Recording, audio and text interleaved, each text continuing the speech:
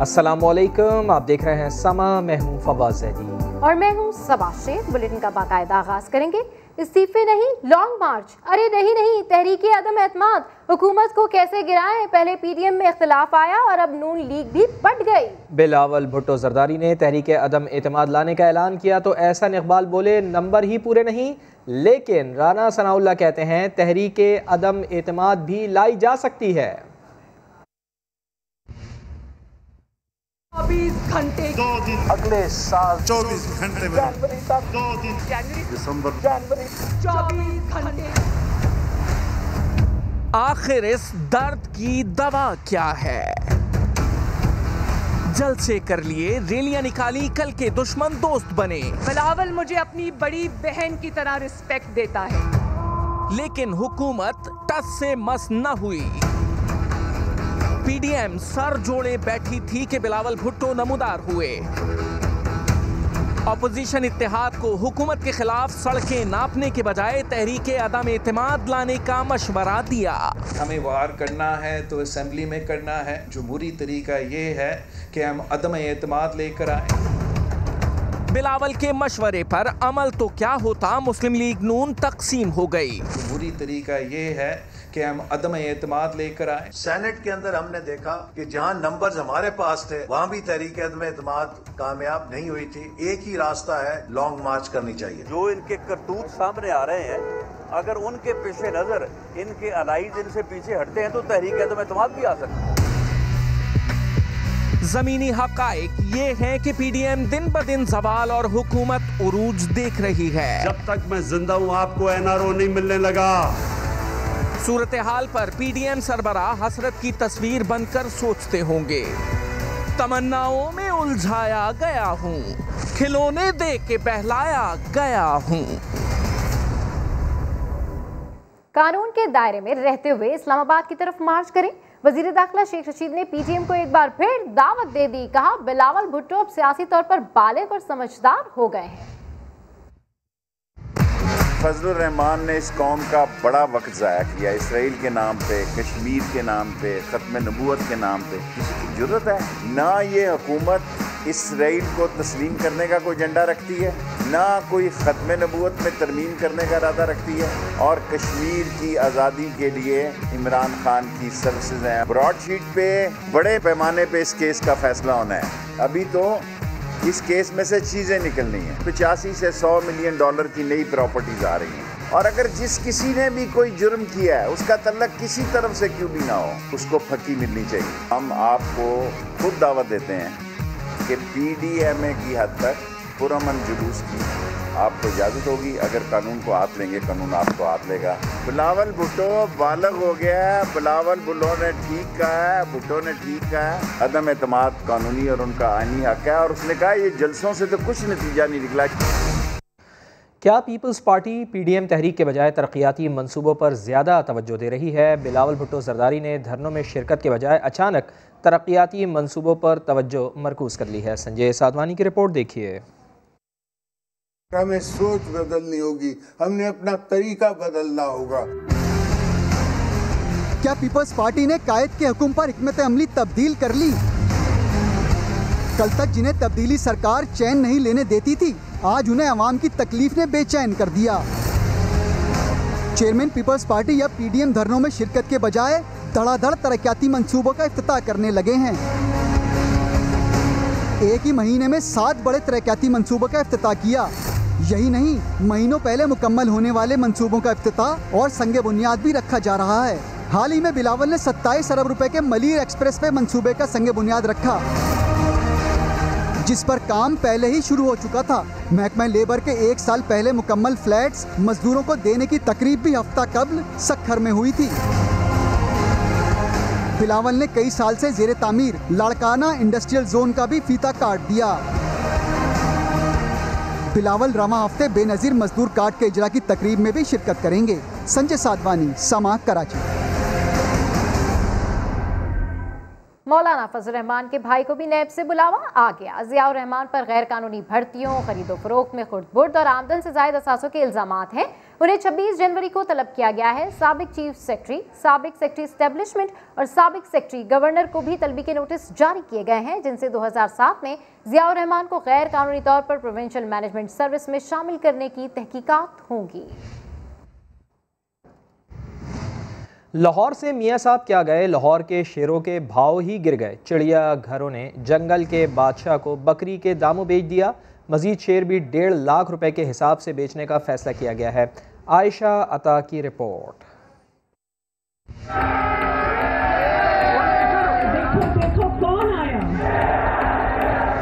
एक वक्त था कि लाहौर यूं गूंजता था कि मियाँ साहब लंदन चले गए। मियाँ साहब ने शहर क्या छोड़ा, शेर बकरी के दाम बिकने लगे। सिर्फ जंगल ही नहीं, चिड़ियाघर की शान समझे जाने वाले शेरों को कोड़ियों के भाव बेच दिया गया। लाहौर चिड़ियाघर ने 4 जबकि सफारी जू ने 14 शेर महज 1.5 लाख में फरोख्त कर दिए। रेट उसका फिक्स है, 1.5 लाख रुपया पर एनिमल उसका रेट फाइनेंस डिपार्टमेंट की तरफ से फिक्स। शेरों के ठाट बाट के सामने इंतजामिया ने हाथ खड़े कर दिए और खर्चे से तंग आकर जल्दबाजी में नाकिस फैसले किए। नहीं खर्चा उठा सकते तो ना उठाइए, लेकिन हीरे के लिए जोहरी की तलाश तो कर लीजिए। शेरों को चरवाहों में तो ना बांटिए। जस्टिफाइबल प्राइस नहीं है 1.5 लाख, क्योंकि ओपन मार्केट में लाइन का पेयर 30 से 35 लाख का सेल होता है और बच्चे की कीमत 6.5 से 7 लाख है, तो 1.5 लाख रुपए कीमत तो किसी सूरत भी समझ से बाहर है। दुख की बात ये कि इस बरस भी शेर बेचने का इंतजाम किया जा रहा है, लेकिन तरीका वही। लगता है कि अब तो मियाँ साहब को आना ही होगा। कैमरामैन असहर इकबाल के साथ आयशा अता, समा, लाहौर। तो करप्शन करते हो, काम नहीं करते, वादे वफा भी नहीं करते। मैं तुम्हें जवाब दे नहीं, मुझे गुस्सा दिखाते हो। हम बात कर रहे हैं कराची के मसाइल की। जी हाँ, कराची के मसाइल से निपटने के लिए सिंध सरकार अपनी टीम के साथ विफाक के साथ एक मेज़ पर बैठ तो गई, मगर इसे अखाड़ा बना लिया। 16 जनवरी के इजलास में वफाकी वजीर अली जैदी और वजीर आला सिंध मुराद अली शाह के दरमियान तल्ख जुमलों का तबादला हुआ। बात वजीर आजम हाउस तक जा पहुंची। मुराद अली शाह ने चिट्ठी लिखकर अली जैदी की शिकायत लगाई। वफाकी वजीर ने भी जवाबी खत लिख डाला। वो साथ खड़े थे। कराची के मसाइल से निपटने के लिए अखाड़े में एक दूसरे का कांधा भी थपथपाया, मगर फिर बिल्कुल यही हुआ। अली जैदी और मुराद अली शाह के दरमियान भी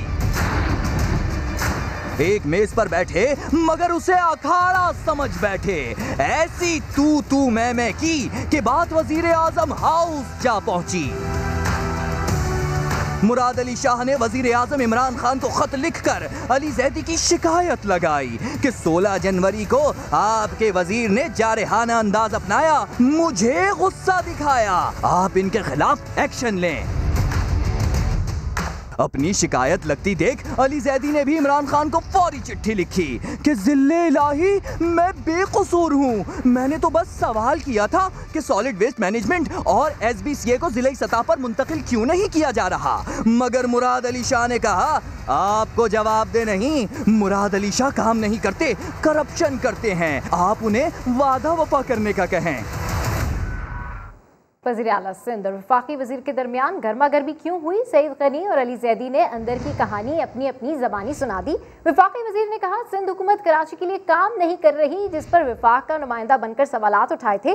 सूबाई वजीर खत लीक होने पर गरजते बरसते रहे।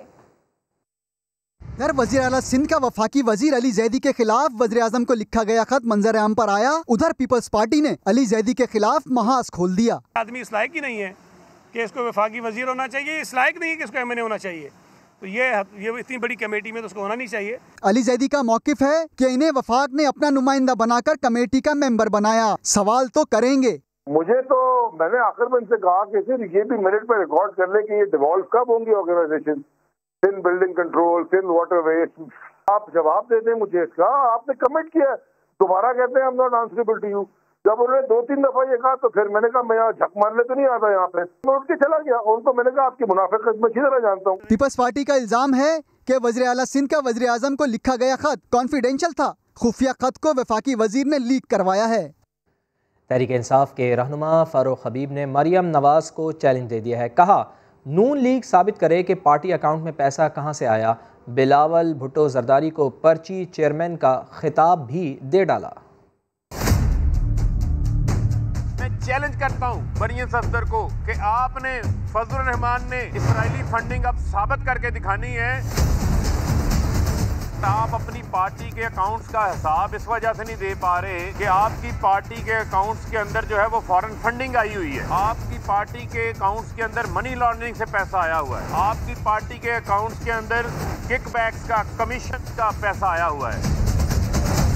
आपकी पार्टी के फंड के अंदर ठेकेदारों ने पैसे जमा करवाए हुए हैं। बिलावल साहब अपनी आंखें खोले, अपनी वालदा की किताब पढ़ें। पर्ची चेयरमैन सफा नंबर 201 के अंदर ये फॉरेन फंडिंग जो है वो मुस्लिम लीग नून ने ली हुई है उसामा बिन लादेन से। को शर्म आनी चाहिए झूठ बोलने से पहले, कौम को गुमराह करने से पहले। फजलुर रहमान साहब 19 जमातों को नोटिस जारी हो गया। 24 फरवरी को आपने भी अपनी चंदे की रसीदें दिखानी है।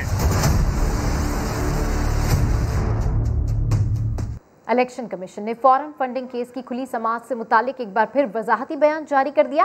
तर्जुमान का कहना है कि स्क्रूटनी कमेटी का इजलास तमाम फरीकैन की मौजूदगी में होता है। कमेटी की खुली समाअत बिल्कुल नहीं होगी। तर्जुमान ने वाज़ेह किया है कि स्क्रूटनी कमेटी की रिपोर्ट आने के बाद कमीशन में केस की खुली समाअत की जाएगी। कराची वालों को कम गिनना पाकिस्तान को तबाह करने की साजिश है। मुस्तफ़ा कमाल मरदमशुमारी के मामले पर एक बार फिर बरस पड़े। कहा, शहर को नज़रअंदाज किया गया तो आइंदा हालात के जिम्मेदार हम नहीं होंगे। पाकिस्तान का सबसे बड़ा मसला कराची वालों को कम गिनना है। ये कराची वालों को मसला नहीं है, ये पाकिस्तान को तबाह करने की साजिश है। नादरा के ने जब 2 करोड़ 40 लाख शनाख्ती कार्ड जारी कर रखे तो ये कौन अफलातून है जो कराची को 1 करोड़ 60 लाख गिन रहा है। कराची को सही गिनोगे तो 21 सीटों के बजाय 40 MNA की सीट होगी यहाँ पर। 44 प्रोविंशियल असेंबली की सीटों के बजाय 80 प्रोविंशियल असेंबली की सीट होगी यहाँ पर। अगर आप हमें इग्नोर करोगे तो फिर जो है वो फिर इस शहर में जो कुछ होगा हम उसके जिम्मेदार नहीं है। मुस्तफ़ा कमाल उसका जिम्मेदार नहीं है, PSP के लोग उसके जिम्मेदार नहीं है और कराची के लोग इसके जिम्मेदार नहीं हैं। हम इस पर अपनी जान देने के लिए तैयार। इस वाली बात, अगर ये रियासत मुझे गिन नहीं सकती तो फिर नहीं जीना। फिर एहतजाज करने का नया अंदाज। कराची में आग बुझाने वाले आग बगोला हो गए। हुक्मरानों ने मुतालबा तस्लीम ना किए तो गली गली अपनी बात पहुंचाने के लिए नया अंदाज अपना लिया। और वो अंदाज क्या है, ये जानते हैं सलमान अहमद की इस रिपोर्ट में।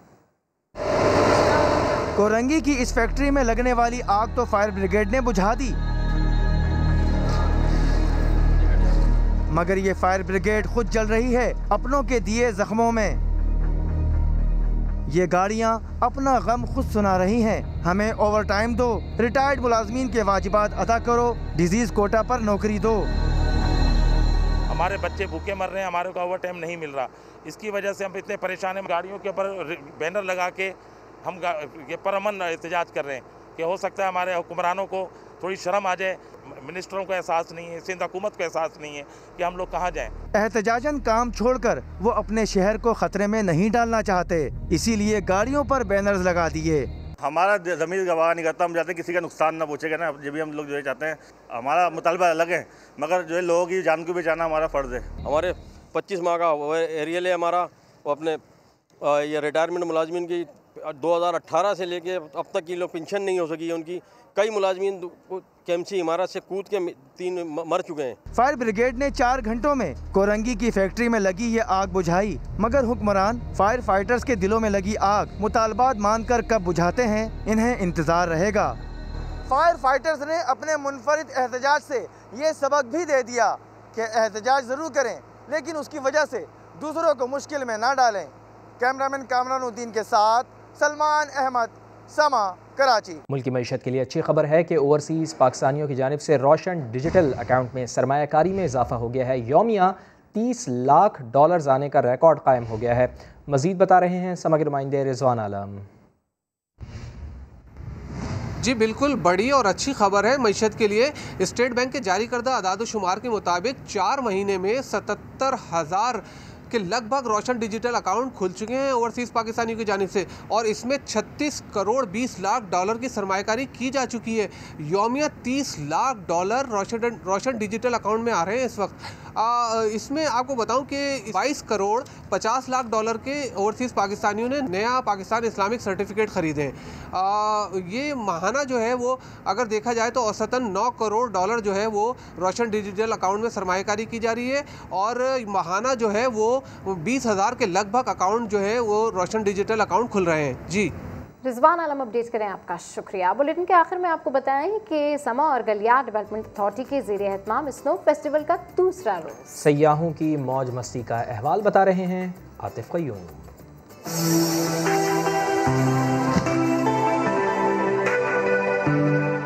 बड़े बच्चे बन जाएं तो समझ लीजिए कुछ बहुत ही गैर मामूली है। आसमान से गिरती बर्फ ने अयूबिया के हुस्न को चार चांद लगाए तो समा और गलियार डेवलपमेंट अथॉरिटी के ज़ेरे इंतजाम स्नो फेस्टिवल ने मजा दुबाला कर दिया।